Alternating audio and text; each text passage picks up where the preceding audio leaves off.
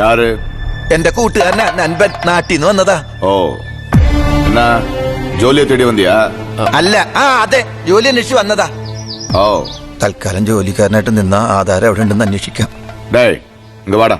വേണ്ട. അടാ വാടാ. ചെല്ല്. നിന്റെ നാട്ടുകാരനാ? അതെ. എന്താ ജോലി തരും?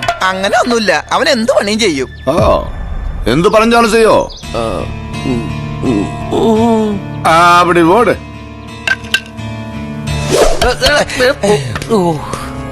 ഈ പാസിനിന്റെ കൂട്ടുകാരനല്ലേ? അതെ. അവനാടി. അവനാടാ. ശരിക്കും അടി. അങ്ങനെ ചെയ്താലും എനിക്ക് ഇവിടെ ജോലി കിട്ടൂ. അടാ അവനെ.